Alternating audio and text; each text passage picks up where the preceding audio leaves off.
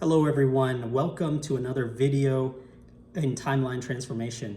So in the previous videos, I was talking to you about some mindset stuff. I was talking to you about how knowledge is power and how the speed of implementation is important. I was talking to you about getting over exes, right? This is something that every one of us needs to learn. And it doesn't have to just be an ex, it could be over a business partner that screwed you over. You can use this in any sort of application like that. Now, the thing that I wanted to share with you is more along the lines of resource states. Resource states. Now this underlies everything that I was talking about in those wealth mastery keys.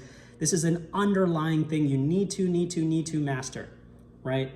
So you need to understand that change is possible. It is possible. You can totally change in an instant. I am not the same person I was 3 years ago. I'm not the same person I was a year ago. I'm not the same person I was 10 years ago. Change is possible. Now, you also have to remember that change can be instantaneous. I could be a totally different person right now than what I was 5 minutes ago. You also have to remember that change can be permanent. I can permanently install confidence. I can permanently install love. I can permanently install a feeling of safety, right? So all of these are underlying principles. Now, if you've seen my other videos, you may have heard me talk about anchoring and even reverse anchoring, right? Disconnecting from the mind and any memories or blockages and things like that, right? But what I also wanted to share with you is how anchoring can really transform your life. So you may know a little bit about anchoring, but I also want to go deeper. So again, in the other videos, I talked about how maybe there was like an aroma that causes you to feel a certain way, right? So like perfume or cologne might make you remember a certain first kiss that happened. The fresh aroma of baked foods make you feel a certain way, right? This is how dietary food psychology works as well, right? So there's certain things that are just underlying, they're unconscious, we're not even aware of it, right? Now, what if you could use that towards your benefit? What if you could use that towards your benefit? So one of the things I like to do with clients when I'm helping them get to their wealth goals, when I'm helping them get to their relationship goals, when I'm helping them get to their health goals, this is what I like to do. I take inventory of where their emotional state is. I take inventory of where their belief level state is. I take inventory of what their actions and behavioral steps are. Then I take inventory of where their results are. Maybe they want to cut out certain foods. Maybe they want to cut out a certain type of self-sabotaging behavior. Maybe they want to cut out an addiction. Maybe they want to just install a new behavior and become ultra disciplined. Maybe they want to really master their finances, but for the life of them, they have this idea called magical thinking that someday, some way, I don't have to be responsible. Everything will just resolve itself. It's okay, right? So what we have to do is get inventory of where they are in their finances, their relationships, their health, their actions, their thoughts, their behaviors, like all of their feelings, right? Once you get all of that, once I got all of that and I'm working with the client, then what I do is I ask them, what do you want? What do you want? Now, this question may, if you've been in this world of coaching or you've been in this world of goals and accomplishment, you might have a thought about wanting and you might have a negative connotation about wanting. And I just want to clear that up for you right now. So I've seen certain people talking about wanting as a bad thing. And I'm going to tell you right now, wanting in and of itself is not bad, okay? And you have to want things. If you don't want things, you are limiting what you deserve. You are limiting what you are worthy of. Okay, let that sink in there for a second. Now, there is a negative component. It is not exclusive to wanting. That is called, we call that lust, right? So when if you're familiar with release technique or any of the works from Sedona method or release technique or Lester Levinson or Larry Crane or Dale Houskin, they make a very clear distinction about what do you want? What is your goal, right? That is what wanting it really is. It's really breaking it down into a goal and an intention, right? This is what you want. That is that component, is the want. Now, there's another state over here called lust.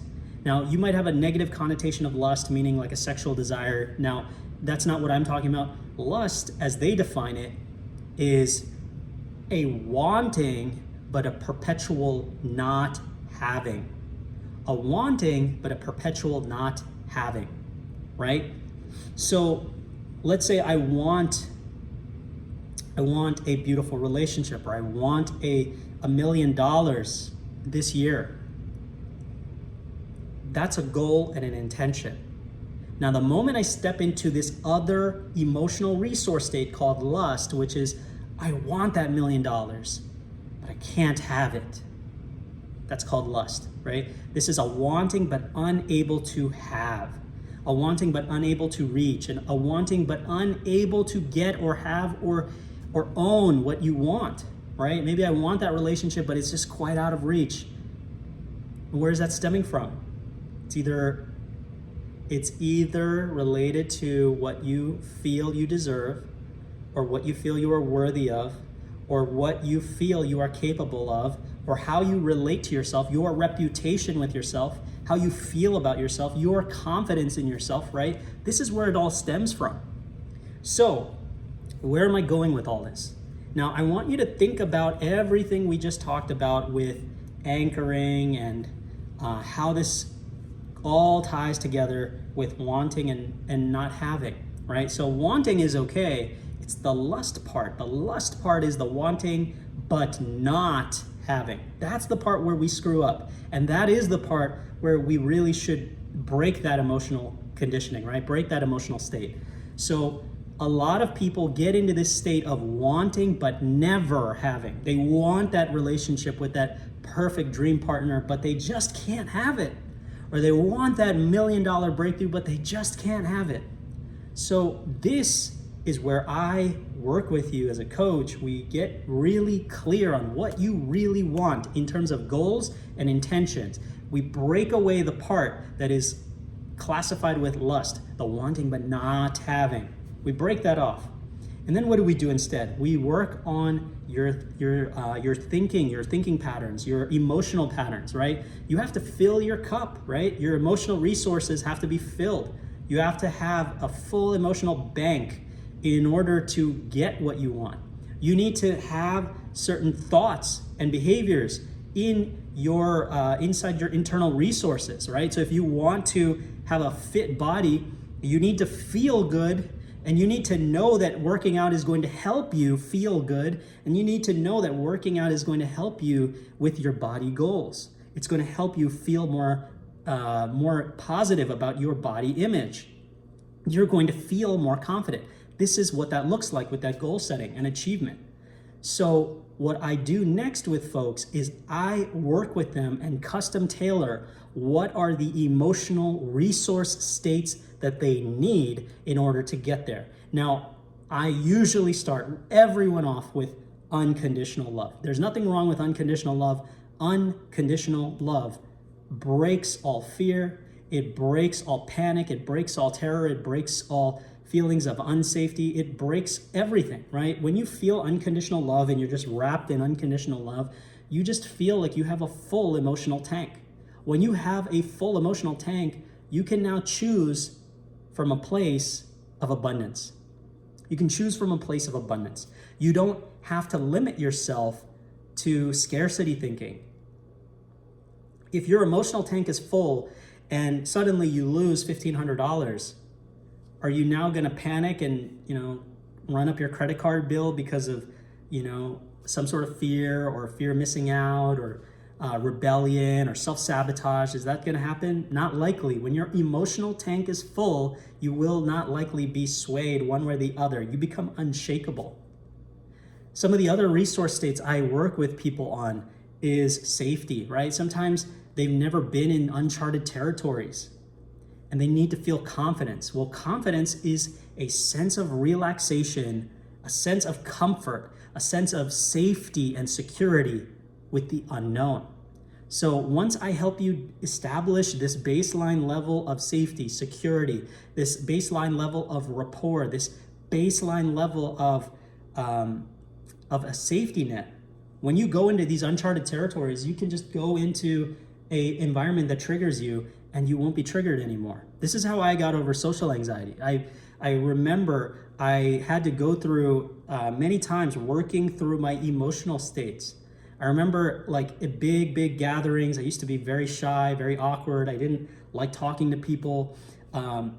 Used to make me nervous, used to make me anxious. And I remember one of the folks I was working with challenged me, why don't you just go to the mall and just go talk to people and then see what happens? And all you have to do is just ask different store clerks for water, right? So I went and I remember I went to the mall, and this was like 9 or 9:30 in the evening and at night, and I was just going around the mall, and it was probably the worst time to go to the mall because everything's shutting down.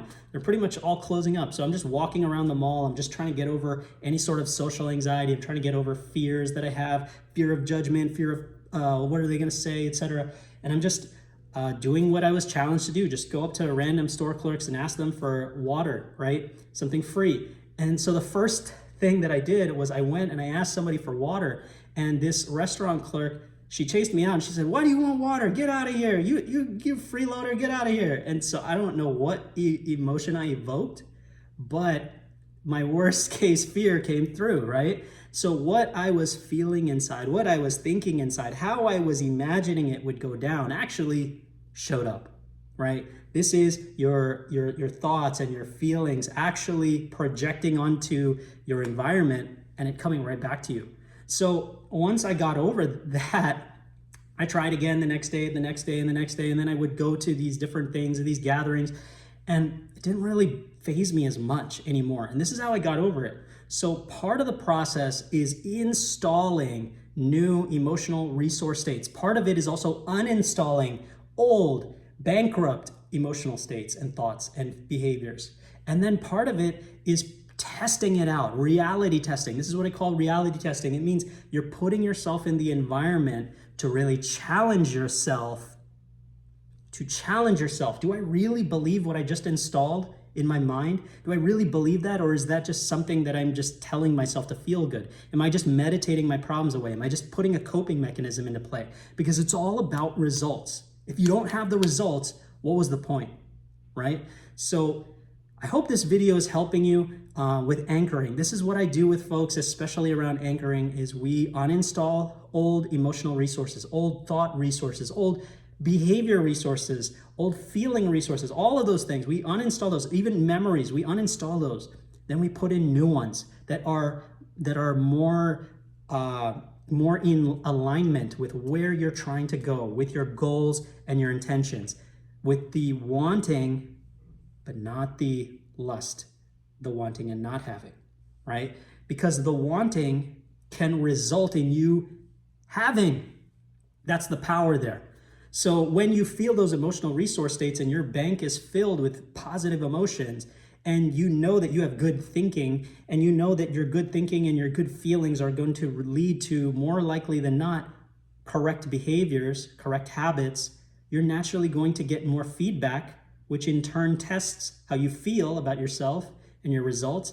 And over time, working with a coach, you can correct these behaviors and patterns. You can get exactly what you want. So I gave some examples of unconditional love, safety, right? Some of the other ones I wire in are peace of mind, especially in stressful environments, especially for CEOs, entrepreneurs, things like that. Peace is a great anchor. It allows you to just be at peace with all the stress and not have any emotional reaction to it. So a lot of people are really great at meditating, and they feel like they need to meditate an hour a day in order to feel peace.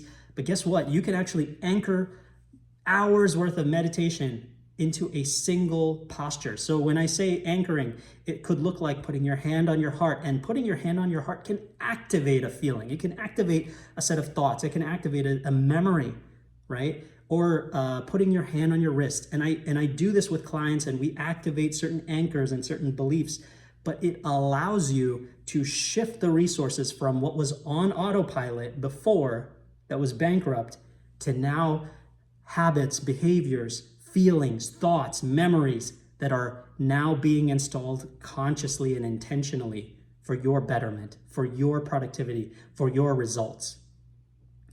Some of the other ones are wisdom. Some of the other ones that I've done include creativity. Some of them include a certain sense of raised level of belief in oneself.